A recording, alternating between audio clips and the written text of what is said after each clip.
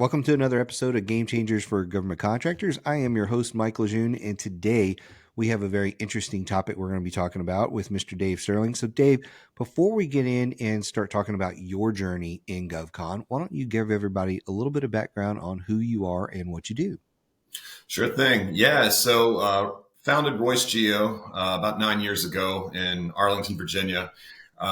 And we are at heart an advanced analytics firm. Now, that can mean a lot of things to a lot of people. So kind of narrowing down that focus, geospatial intelligence. So how are we taking both terrestrial space-based data, dynamic data at scale, and how are we making a lot of sense out of very large bulk data to answer a very specific, finite, and sometimes very rapidly moving problem set?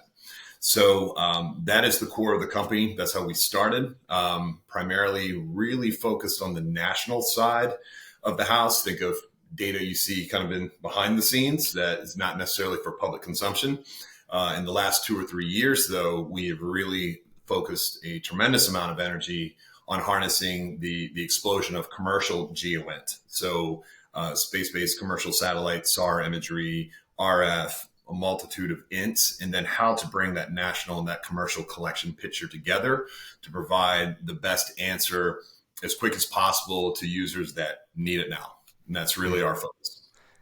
This is a really interesting, geeky topic for me as somebody who has an analyst background in the SIGINT analyst time frame. So, which is probably like something that doesn't even exist in the military today. I think they were even phasing out my MOS when I was in the military, if that gives you any indication. Right. So flash forward 20 something years ago. And, it's one of those things where I love the intelligence and putting the pieces together and all that kind of stuff. So it's a fascinating business for folks like myself, for sure. And anybody who's former military. What made you choose this out of all the businesses you could start and work in? Why this versus selling IT services or laptops and widgets? Like how'd you get into this one? Yeah. So you rewind the clock just a little bit. Grew up on the water, commercial fishing family, was exposed to GPS and a lot of things around mapping, and ended up going into school and got 2 degrees in geography and GIS, geographic information systems. So kind of the early background, really understanding navigation and why certain things happen in certain places, for commercial fishing purposes, kind of really gravitated towards that in college. And then ultimately ended up working in federal service for the National Geospatial Intelligence Agency. So a nice kind of easy transition if you really think about it. As a government employee, every day was like a dream job. You were learning something new. You were seeing something you never saw before, especially as a young 20 something fresh out of grad school.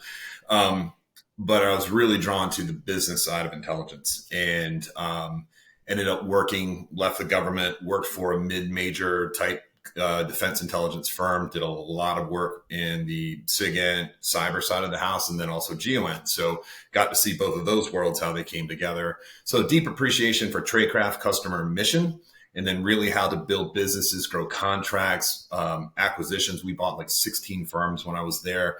So really just got this MBA, if you will, of intelligence and how to build a company. With this mid-major firm called KEYW. They've since been acquired by Jacobs years ago. And in 2015, I felt like I was really armed with all the knowledge that I could really need to kind of get going. And that's when I really started the journey with Royce Geo. Wow. That's awesome. There's a lot to be said for going to school for certain things, but man, the education you get on the ground when you're in a company that is moving quickly, and especially one that is going through acquisitions, you learn things in a company like that you won't learn in another company when you're watching the moves they make and what is important to growth, what is important to acquiring a company, why this one over that one, how you're doing the due diligence around it. You get to see things and understand the metrics behind what makes a successful company. And you won't get that education in a lab anywhere. It's so important to me to see people go through that. When you joined the company, give me an idea. So that was about 9 years ago from time we're recording here.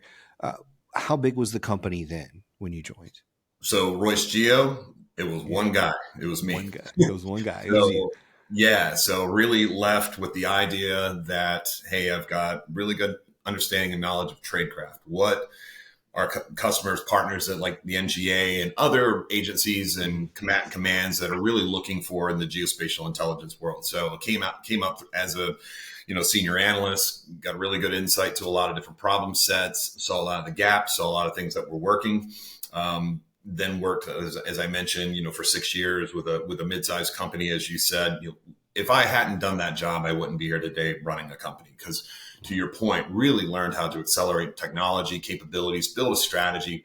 What are we truly going to be when we grow up? And that was something that I spent a lot of time really honing for about 2 years until I started Royce in 2015. So out of the gate, we were going to be an advanced analytics firm. We were going to do the job of 3 analysts with 1 person. We were going to do it with automation, with both government tools, and we were going to figure out how to build our own suite of capabilities as well internally to really upgun performance. At the end of the day, really reduce that cognitive burden. So what do I mean by that? Like, instead of looking through 1,000 million row columns of Excel spreadsheets, how are you building capabilities, tools to take this dynamic persisting data that's coming in, put it in a repetitive cycle to spit outputs as new data is flowing through the system, intel while you sleep. That was really the approach. And we've never deviated from that from day one. Now, have we built like an IT services component that's very mission focused? 100%. But at the core business at the end of the day is, one, getting folks as far forward to the mission set as possible. You really only know what's going on unless you're at the edge. I truly believe that. Our first hire was someone we hired on a Monday, put on a plane Monday night to Afghanistan. Wow. So that kind of set the tempo for the company. And then from there, started building up a core presence in both IT services, intel operations, and in the last 3 years, put a tremendous amount of focus on what we call pure advanced analytics. So this is looking at more of the commercial GeoEnt data space and how to apply that data at scale against traditionally classified national intelligence problem sets. So how do you do a job that was once in the SCIF? Do it completely outside in your corporate office, all with commercial and classified data.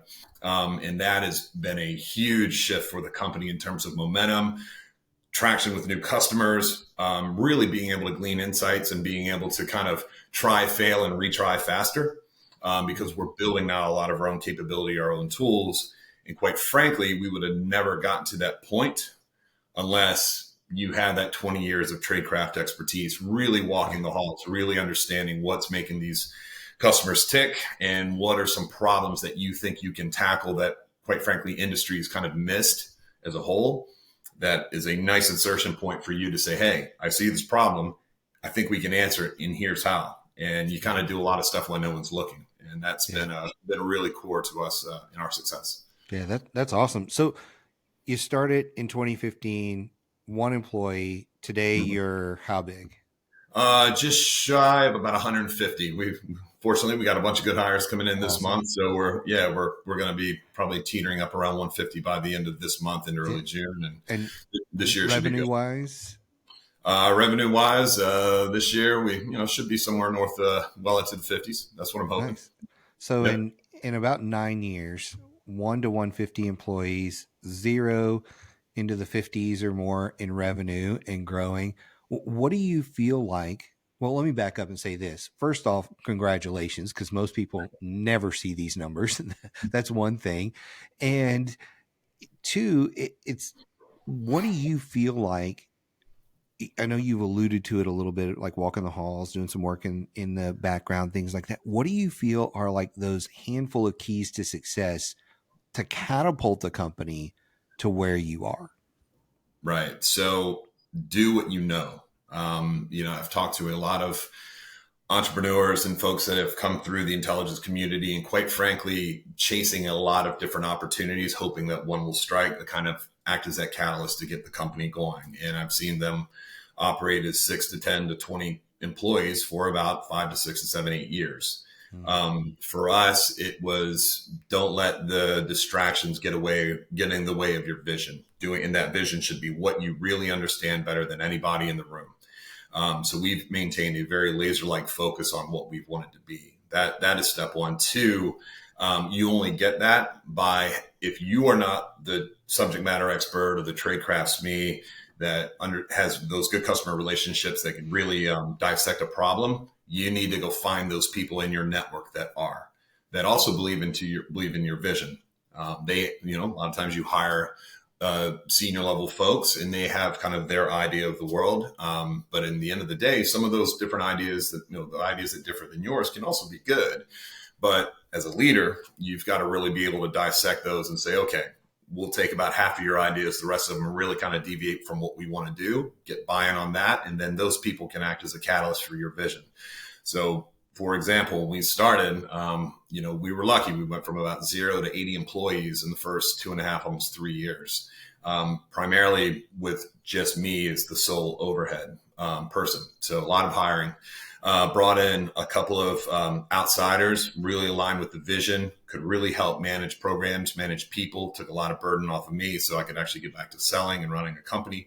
And then from there, just started adding those building blocks, hiring, a 20 plus year chief growth officer that I knew for 20 plus years. So our alignment was very, very tight. And then bringing in this operational person to run this portfolio, and then a senior level HR individual, and then just kind of those blocks. The next thing you know, the growth starts outpacing kind of your overhead expenditure. So you can see these key investments start taking place. But at the end of the day, you've got to get vision alignment. And what do you want to be when you grow up? And these folks that you're bringing in most cases aren't cheap.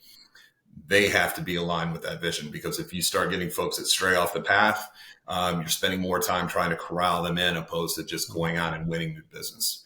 And that's been a very, very critical for us. And probably the last piece of that is then when do you start making the key investments, not necessarily in people in some cases, but for us, we started investing in technology. So how are we building our own homegrown tech to really, I mentioned, look at like the commercial GON data landscape. How are we building our own technology to harness that at speed and scale and make sense of all this information and be able to sell that intelligence as a service back into the customer space? So that's been a huge pivot point for us, especially in the last couple of years. So it's really no one thing, and it takes time. That's another thing too. I've gotten a lot of questions. When does it hit? Well, we'll see. When it hits. When it hits, right? You have to put these pieces together in a little bit of a logical order. And I've seen some folks do it very quickly and have grown very quickly. You've been wildly successful and couldn't be happier for them. And that is not the norm. I think at the end of the day, this is the long game we're playing here. And folks that are just trying to get a quick win here or there, that's not how you build an enduring business with real capabilities that's differentiated from the rest of the herd. Yeah, no, I've watched some companies, and it's really interesting when you step back where a company, you think they're going to take off, and 2, 3, 4, 5 years later, you're like, wow, they're still at like 6 employees. What's going on over there? And then you see another company and you're not sure what's going to happen. And you're like, last year when I talked to them, they were like 5 employees and now they have 200. Like what's going on? And then, but the norm is it takes a long time. Yep. And there's a lot of different struggles, on your first point there about doing what you're good at, like that one thing. What tips do you have for people that hear that? And there's 2 questions that go through their mind. One is, I don't know what I'm good at. So how do I focus? Like, I'm good at a lot of things. So where do I focus? That's usually the first question. And the second question is, how do you stop all of those bright, shiny objects? Because they're sitting there saying, well, I'm good at about 6 things. And this is the one I'm passionate about, but there's an opportunity to do this and it might pay the bill. I'm not sure if it's going to pay the bills, but it might pay the bills. So I think those are kind of 2 things that most people in those early stages are struggling with. Like, which one do I put, all the chips on, right? Like, where do I put all my money? And then how do I stop the distractions? Yeah, sure. So the first question, it's kind of a loaded question in the sense that you could be really good at something, but if you don't have a good relationship or a customer knowledge, especially one that is buying what you're good at, you've kind of hit a roadblock. So you really have to understand the market, if you will. Maybe you're really good at this kind of comms device that you know the Marine Corps or some other group uses, and you've got tie-ins there. That's going to be your kind of your starting point, and you're going to start scaling your business out on services that sort of nest and mesh in with whatever that core thing is. For us, it was doing geospatial intelligence, and NGA is the market leader or the functional manager for that within the Intel community. Having worked in that agency, coming out of that agency, selling back into that agency, I wouldn't say it was easy, but I kind of had a leg up because I knew doors that would open. I knew kind of the key problems, what to go tackle, what to invest money and time in, where there's certain programs that were going to pop up that I knew I never had a chance of winning, because the market landscape, it's set, there's good incumbent positioning. So it's kind of really understanding deep, kind of 2-3 layers deep within that program or that problem set. What are the key players? What are the key problems? What buying power do they have? It's no one thing. It's really understanding all the different dynamics within that market that really that get to the point where someone is willing to give you $1 for your work. Now, for the shiny objects thing, it almost goes back to the point I made in the first question. It's being unapologetically ruthless about knowing what you're going to be and really sticking to your guns on, this is the thing that we're going to focus on. Now, at some point, you may have to cut the cord and pivot, because what I mentioned earlier, you could be really good at a core capability, but maybe that requirement's being sunset, or this capability is really not, the customer that is something they're divesting from, or someone else in another agency's kind of stepped up as the lead for that. You then have to make that hard right turn and start figuring out how to open up doors in that other group to go basically sell your capabilities. Early on, teaming is your best path to success. It's really understanding who's that prime and what do you offer them that's different than any other subcontractor they have in their pool that they're going to use to go tackle a big program. For us in the early days, it was having worked inside one particular agency for 15 years and knew all the underlying issues and the players and personalities, whether it was IT services or Intel analytics or data engineering or collection. It was kind of being fairly well-rounded in a lot of different things, which gave us the ability to kind of insert ourselves in different programs, all within the same customer base, within the same agency. So I was able to start build a little bit of a diverse portfolio, but doing not just one thing. But I stayed very focused to the geospatial mission. Now, I will even say today, even as roughly about 150 person company, we've spent a lot of time getting our eggs out of one basket and putting it into others. But being able to replicate like IT services, that's a very challenging topic to replicate at scale in other places, because most of those contracts come in as very, very large, big prime, big LSI type bids for us in particular, where we have a hard time kind of lifting this work out of one agency, and then let's go tackle this problem in a different 3-letter agency where you're going head to head against multi-billion-dollar companies. IT services, I'm not going to say they're commoditized, but everyone is doing a lot of the same thing. For us, our focus has been advanced analytics, where we're kind of looking at the world a little differently, where we understand the data and the mission sets and the trade craft. So that's where we feel like we have a very good advantage to go head to head against very large companies and actually win. So you've got to know where you've got that it factor. And that's, again, where you've got that one thing that you understand better than anybody else around you. That's what you go all in on. And everything else, quite frankly, is just noise.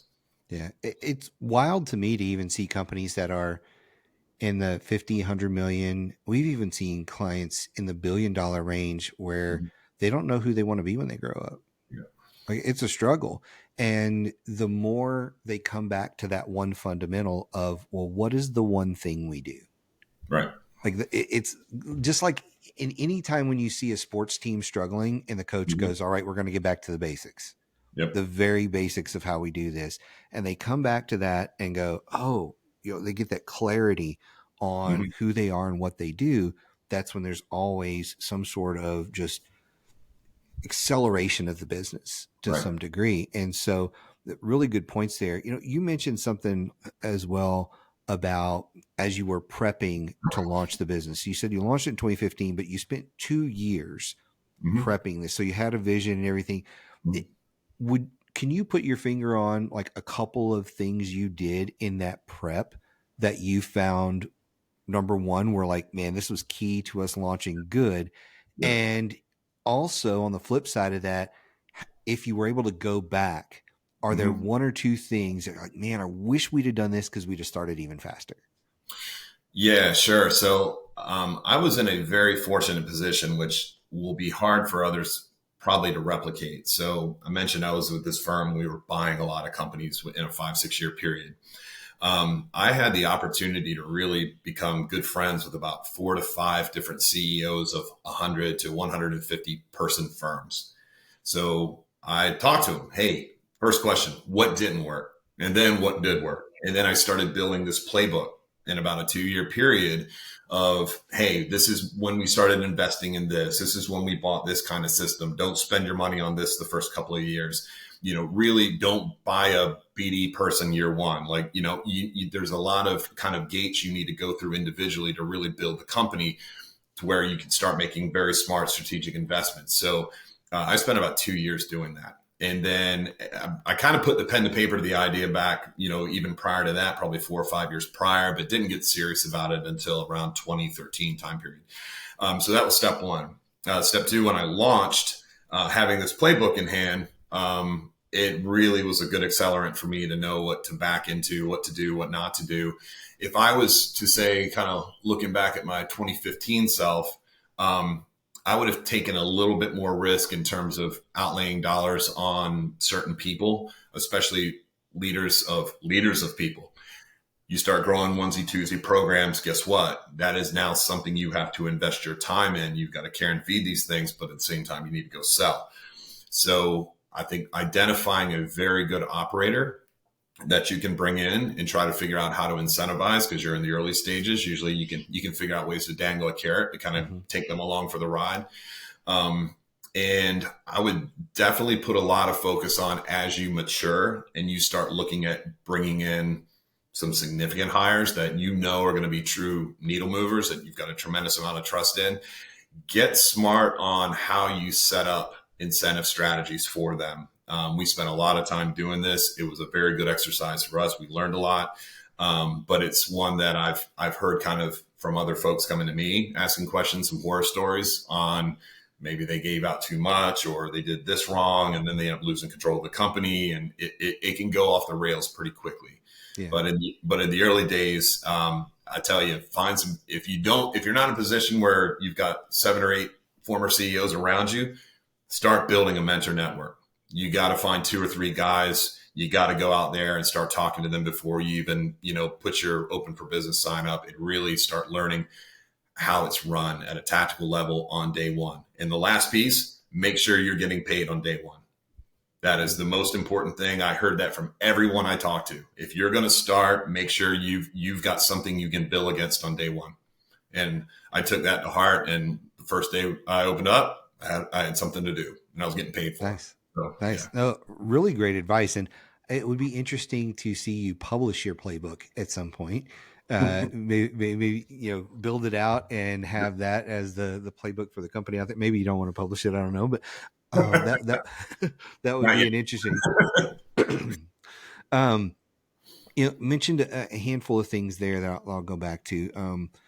As you're talking about that, one of the things I found interesting is, as you're growing, especially early on, to get to 80 people as quickly as you did, you've got to be good at hiring. You got to be good at finding people, sorting through resumes, things like that.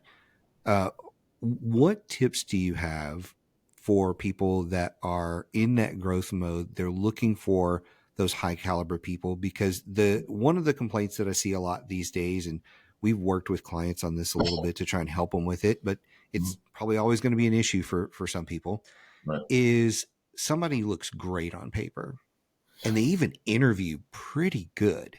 Right. And then you get them in and you very quickly find out the honeymoon's over. Like, this is not going to work out. So how did you wind up with a team that big that quick? Like you had to have really honed your hiring process. Did it take 2 or 3 years?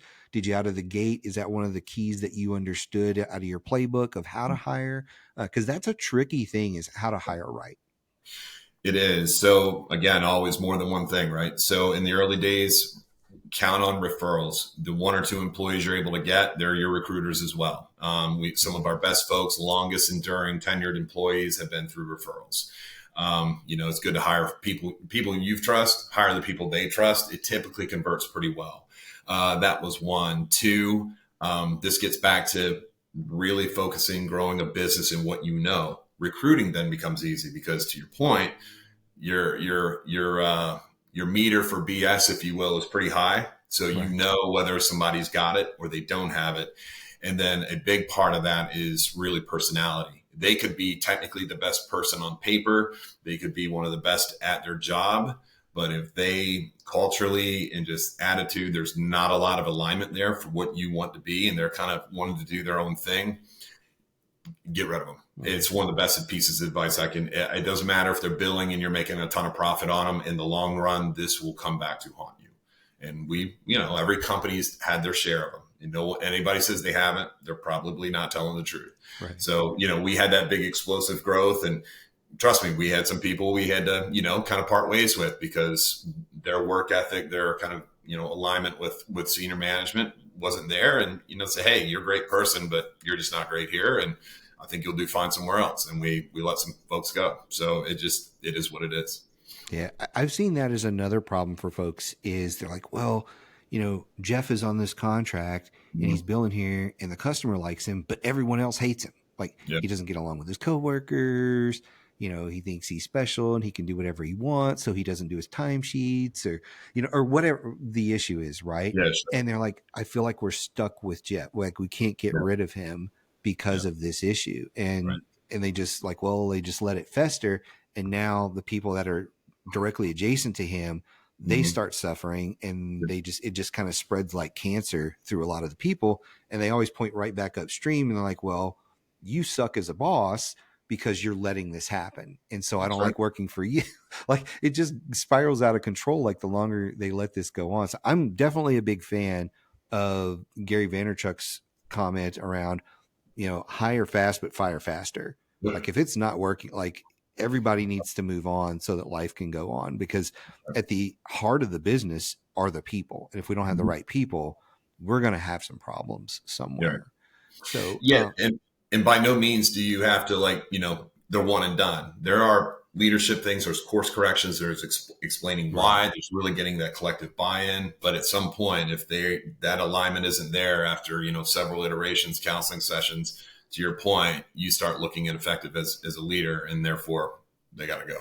Yeah. Yeah. And that's a good point you bring up, because I do think some people are very they jumped the gun on some of those. Are like, well, they didn't show up for work, we should fire them. And then some people they haven't shown up for work for 87 days. Should we fire them? It's like, okay, there needs to be a balance to this. And I have actually, my first employee, we had to fire off of one incident, but I was like, this incident was such an issue, like culturally, morally, ethically. I'm like, you don't get another shot.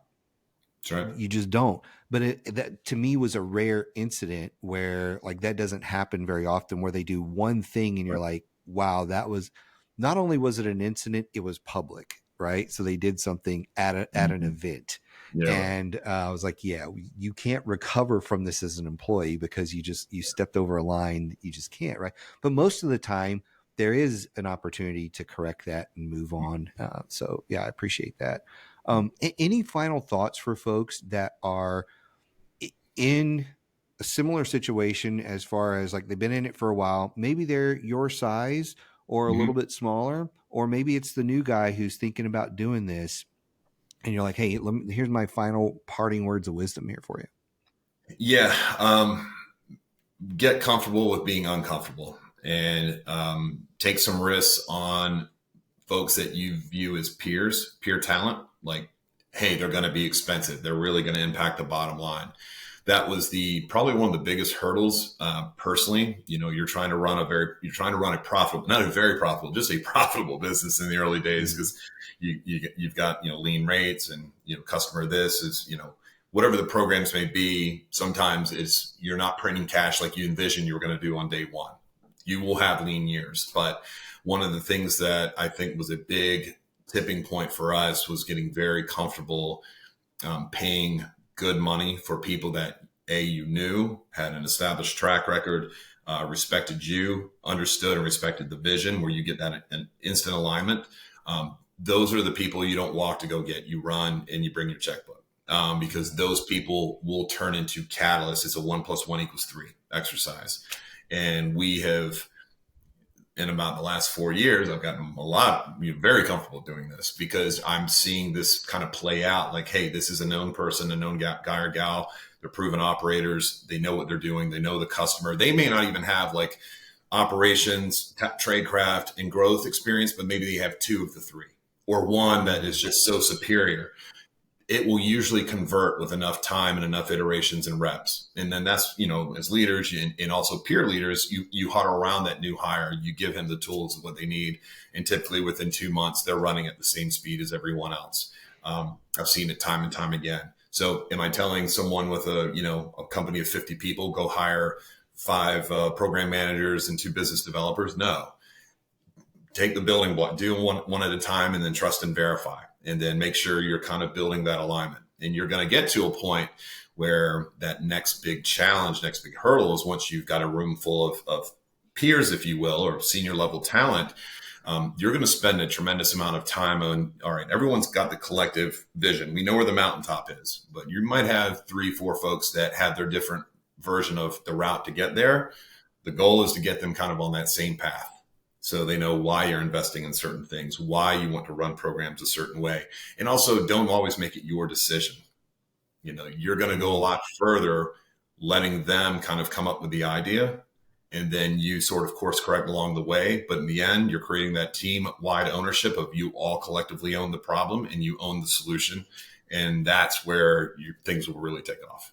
So but kind of distilling back to the first point, find that right person. If you believe in them, trust them. Don't be afraid to spend money on them in the early days. It will definitely make your life a lot better. The business won't run you. You actually now have an extra set of hands that can help you run the company. And it's going to make your life a lot easier. Yeah, that's really important if you actually want downtime to get away from the business, to actually enjoy the fruits of the labor, right? Like, you're not going to be able to do that if you are juggling all the balls yourself. Like, it just doesn't work that way. So I'm a huge fan of having the right people around you to do that sort of thing. That's a great tip there for a lot of folks. So thank you for coming on and talking about all this. I know it's going to be really helpful for a lot of people to hear the journey. And for me, hearing you talk about all of the prep you did before you started the journey is like the real gold for a lot of folks, because too many of the folks I talk to, they are unhappy with where they are. They hate it. They've been thinking about it, but they haven't done the homework when they pull the trigger on their business. The homework has been, I think this is what I want to do, and I've written my resignation letter. That is for a lot of folks, the prep they've done. And to hear